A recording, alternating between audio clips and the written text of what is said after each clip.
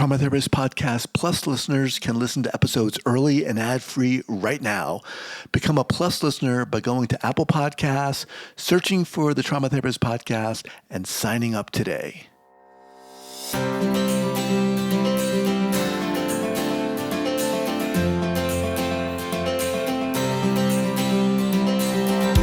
All right, welcome back to the Trauma Therapist Podcast. My name is Guy McPherson.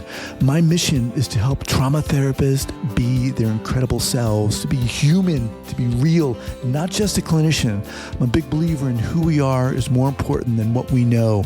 And this requires cultivating authenticity, genuineness, and vulnerability, and that requires intention. You can learn more about my courses and workshops by going to thetraumatherapistproject.com. That's thetraumatherapistproject.com. Let's get started. All right, Nina, here we go. So 5, 4, 3, 2, and 1. Our folks, welcome back. And I am thrilled to have back Dr. Nina Burrowes. Nina, welcome back.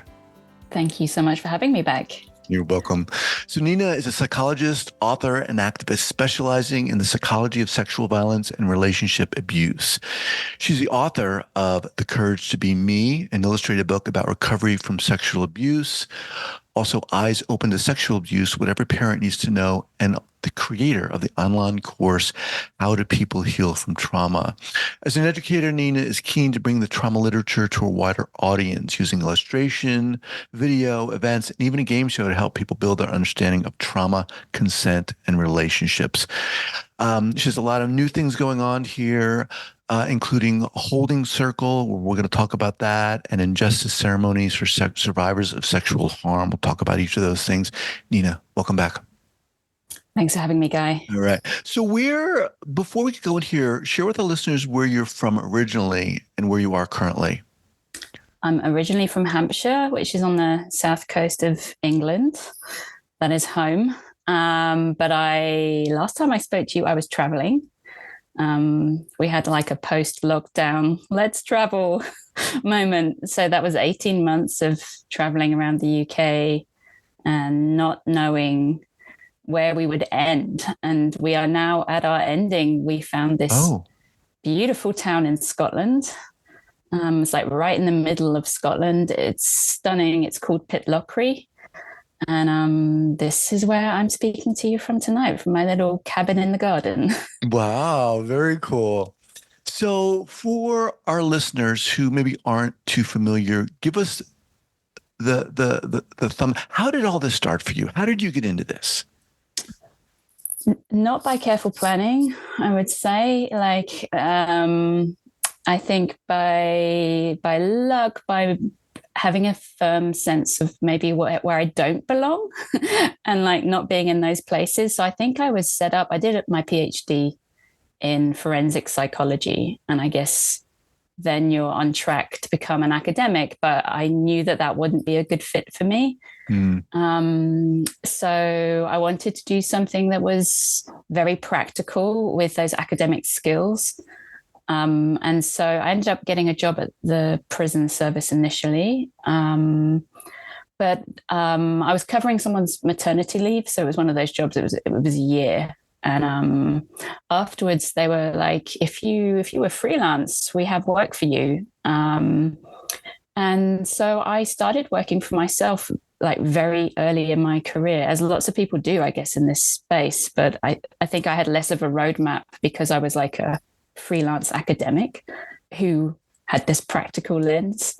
And I ended up following the topic area of sexual harm wherever it would take me, initially working with people who perpetrate harm, but then getting interested in the kind of the victim survivor side of that. And then really the public and juries and, all of this stuff. I think Me Too probably happened after I was already heavily into the work. And so since Me Too, then we work with universities, we work with colleges, employers. Like there's really these days, there's no space we can't go into and say, hey, have you thought about consent? Have you thought about sexual harassment? Are you trauma informed?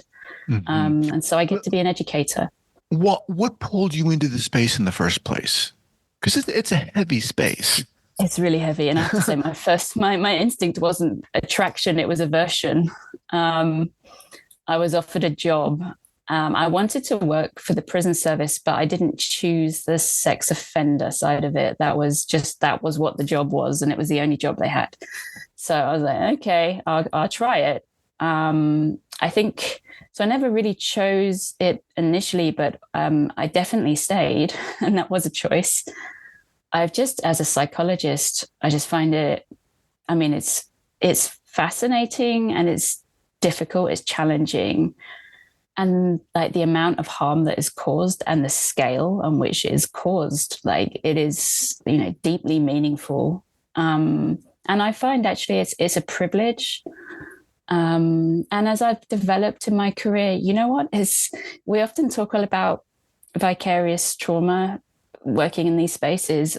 I experience vicarious healing too. Like I feel like what my work has asked me to open my eyes to in service of others has been of huge benefit for me personally. So I'm mostly I feel like my work has been just a very generous gift as well, and I have every reason to stay. I've never heard that term, vicarious healing. I like it. Yeah. I like it. Yeah, it's I think it's true. But you have a very interesting, unique uh, slant on the work you do. For example, we talked about some of the books that you've done, illustrated books and so forth. Where does that come from? Why do you find meaning or importance in that particular perspective? I'm really keen. As an academic, I had access to all of this information, important information about trauma. I mean, these days there's a lot, you can get information about trauma a lot more readily than you could 10 years ago. And when it came to, before Me Too, before these bigger conversations, public conversations about sexual harm and its impacts, I just didn't see enough of sharing of that really useful information with the public. And when I got curious about it, also kind of understanding that not every academic has got that in their skill set or in their remit. Like the conventional career is one where you're teaching in universities, where you're writing these incredibly hard to read papers. Right. But the truth is, I mean, most of these jobs are funded by the public ultimately through one shape or another. And I always saw it that my job was to be of service to the people living with the issue. So I was really keen to do what I could to translate that material into formats that anyone could engage with, most especially the person who is, really questioning their own reactions and responses and their own mental well-being and not equipped with enough of an understanding of what's really going on. And I feel like that kind of secondary harm stuff that, not just what happened to you, but what happened afterwards. Mm. How were you helped to navigate that space? What were the stories you were told? And, all of that stuff, that's huge. So it's been my privilege to try and create stuff that people can like. I use cartooning a lot. I think a cartoon is really it's like wholesome. Like you kind of have to get to the essence of what you're talking about, and you can use humor. And I think that's important. It can be important. So recently, you I don't know if you just started doing it, but it sounds like you're introducing your work to the public in terms of circle work. Yeah. Talk to us about that. How did that come about? Why is this meaningful to you? I think I've been personally looking for circle for a really long time. I felt I was in this position where I was working for myself, and I felt the lack of colleagues. Like I really felt a desire to connect with peers in group spaces, and I didn't want to go through a PowerPoint presentation with them. I wanted to like connect with them in a way that felt I was looking for a deeper connection. I always thought the ideal would be around a fire, like I think that's a kind of metaphor, but it evokes something in me that makes sense to me anyway. And I feel like I was looking for circle before I knew circle existed. Hmm. I had this kind of sense. And then, yeah, eventually, it was through work. I was educating myself around ethnicity and race. And in the book I was reading, it was actually recommended if you're going to come together in groups to discuss whiteness and to discuss ethnicity, then you might want to check out Circle. And yeah, then I started reading, educating myself, getting some training myself in how to hold these spaces. And in lockdown, one of the things we started to do was to hold Circle for staff working in rape crisis centers, because they were in these situations where they were still doing the work, but they were at home. They weren't getting to see their colleagues, and so they needed ways to connect. And we were able to provide that for them. So were these remote meetings? Yeah, everyone was remote, but still holding their client list and still doing the work, but not getting that, that cup of tea moment with their colleagues, not getting to see people. And of course, going through lockdown, the same as the rest of us, and the stress of that. So yeah, it was a lot of Zoom. Now, let's get more specific here. What about the circle gets you? I mean, I've done circle work. I love it. But for you, share with us, why is it so attractive to you? I find it has that depth that I've been looking for. Like Circle feels more like being in a poem than being in a workshop or being in a clinical environment. It feels like I can use words like soul in Circle and think, yeah, these are like my soul is alive here, my Hmm. spirit. I feel like it makes space for the quieter parts of myself. And that especially when you're in these roles where maybe you're used to being in a role where you're taking responsibility for things that are happening, or you're supposed to be the person with answers to questions. Circle is beautifully a place where you can have questions, but no one's really looking for an answer, and everybody's holding the space. So it feels healing without feeling clinical, and it feels deeply feminist, which for me is so important to like also have a way of living your politics, if that makes sense. Like, I don't want to just read about feminism and spout stuff about it. I want to experience it and live it. And Circle gives me a way of doing that.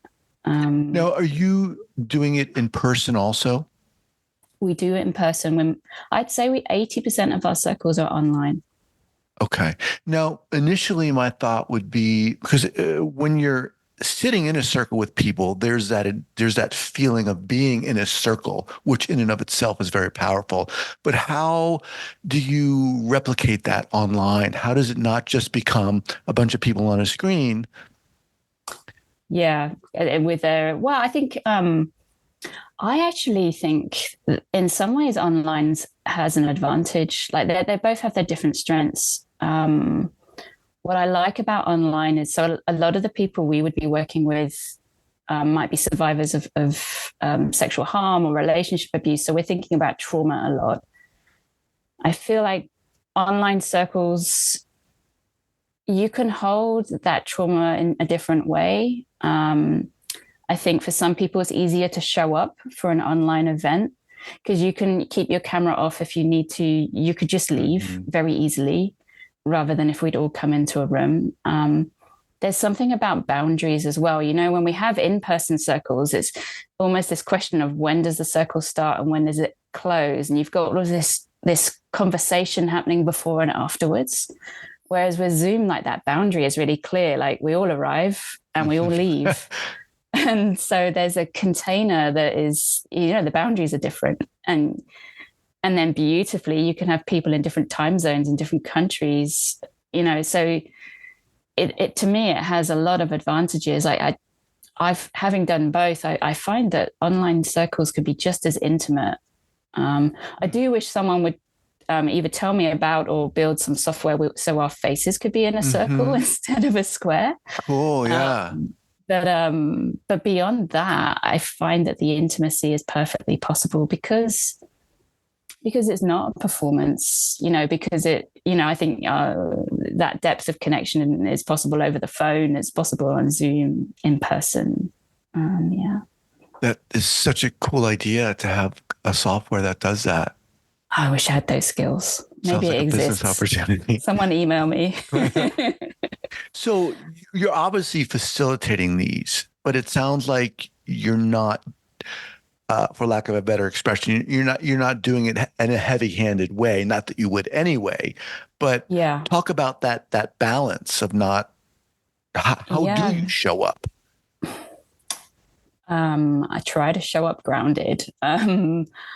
And I think my process has been one of, over time and experience, just trusting the circle and trusting the group more and more.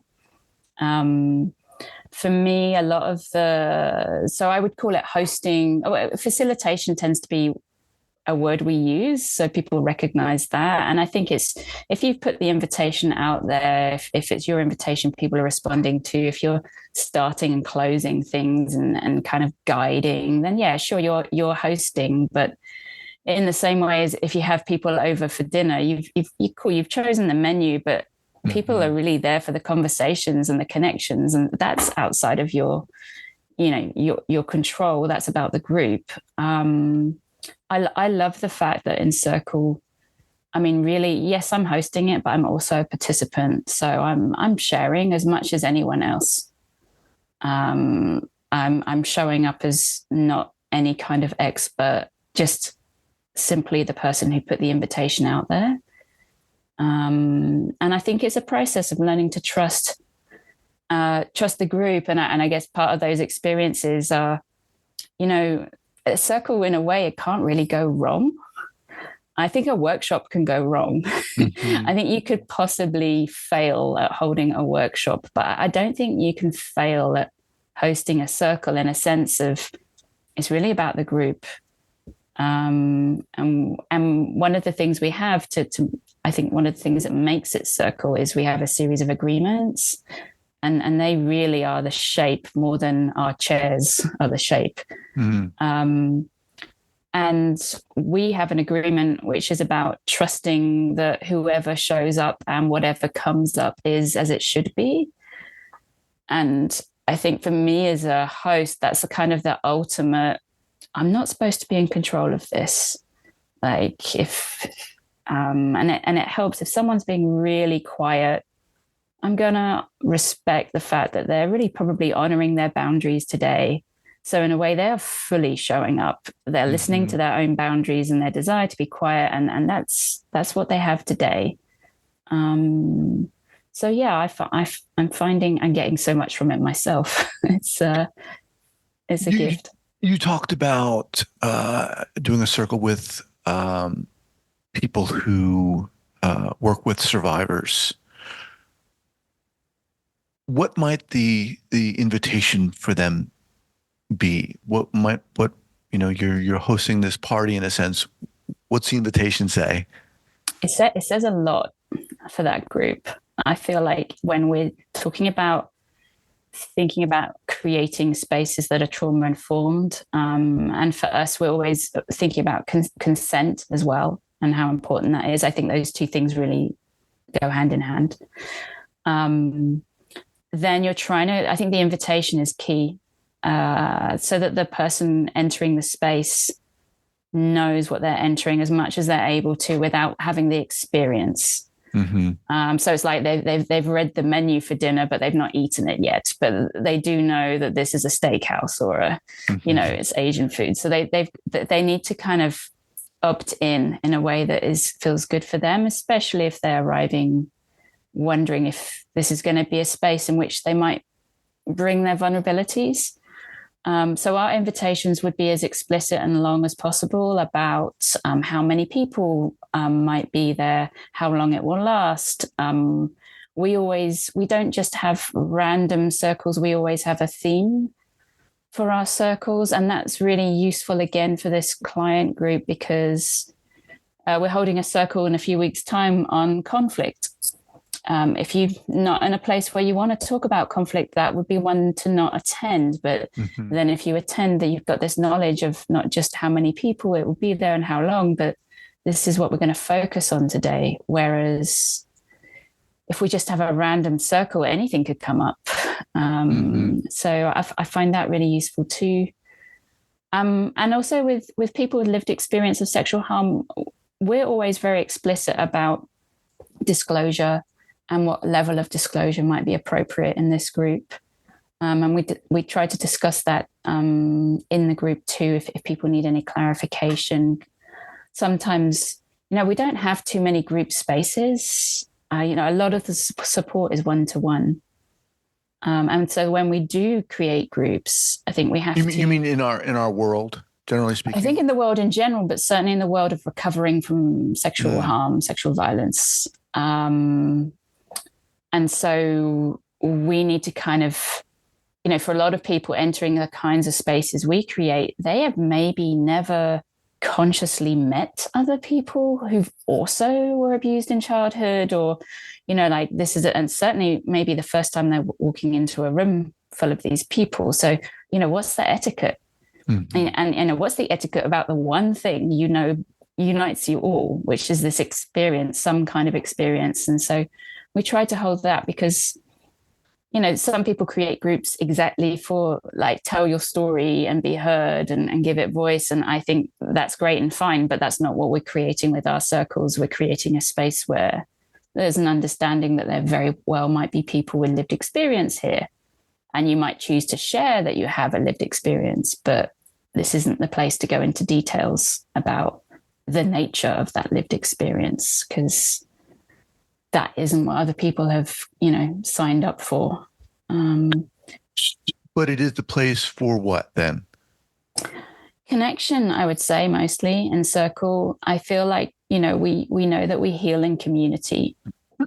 So then if we're interested in being of service to people who are on a healing journey, creating communities feels like an important thing to be doing, rather than, just the one-to-one and then go back to your community. I feel like people,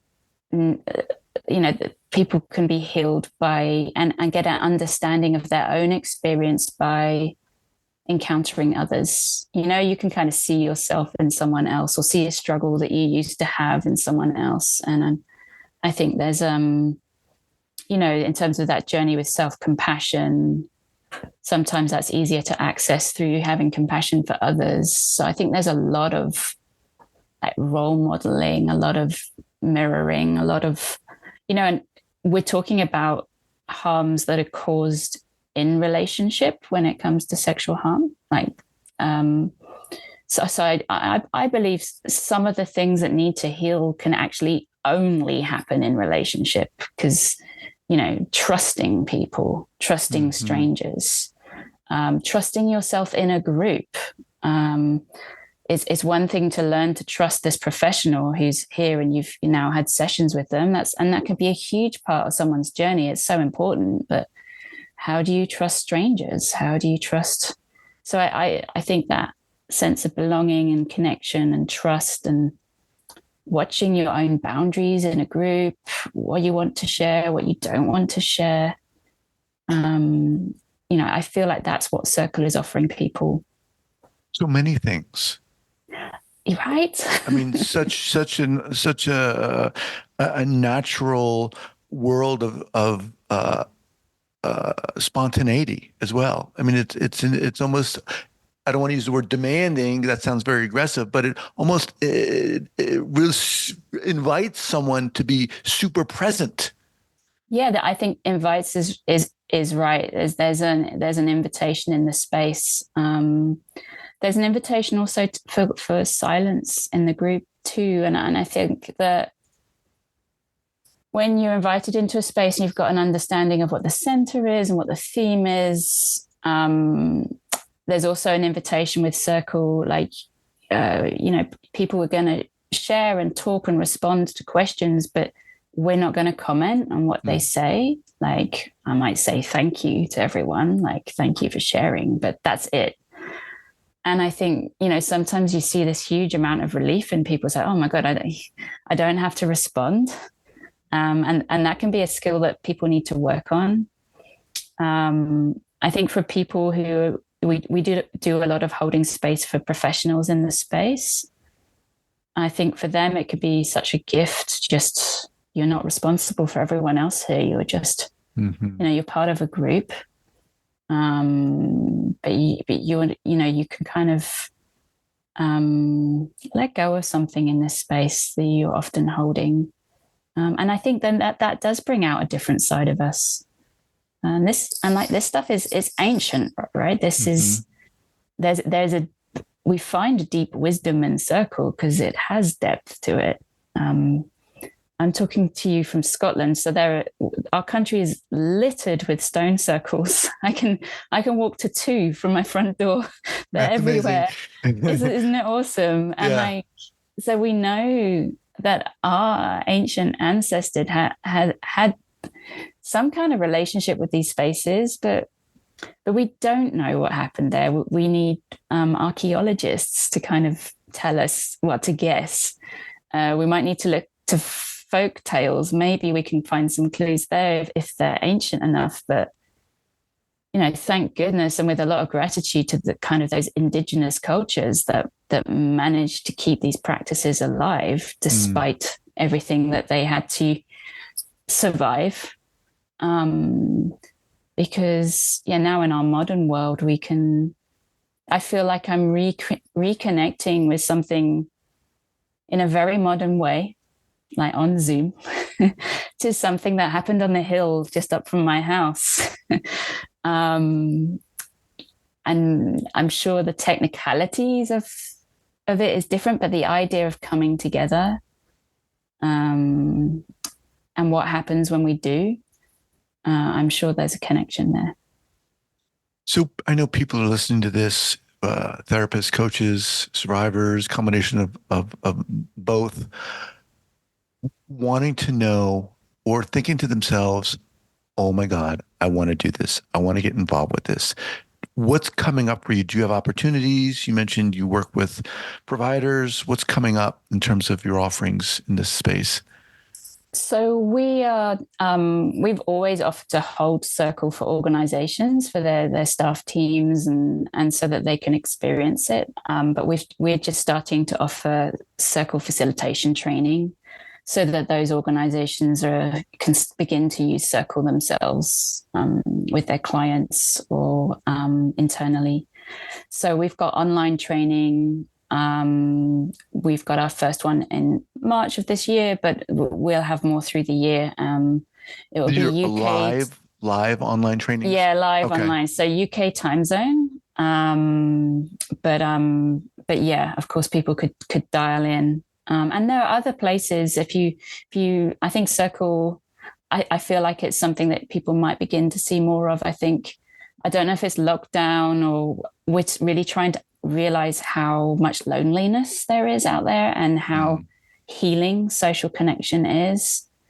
So I would imagine if you search online, you'll find opportunities, and maybe you'll be the person to create the opportunities. Mm-hmm. All right, Nina, what's the best way for people to get in contact with you? You can check out our website, which is consentcollective.com. You can email us there at hello@consentcollective.com. You can find me on social media, but these days you're more likely to find me up a mountain than on Twitter. So come to Pitlochry. I'll be easy to bump into. There's not many of us here. We'll have people send you smoke signals or something. Yeah, that'll work. Well, look, I love talking to you, man. You're just so inspiring, and there's just something so grounded about you. You can feel it. You're welcome back here anytime. And we'll have your links up at the show notes page at thetraumatherapistpodcast.com. Nina, take care. Thank you, Guy. All right. Bye-bye.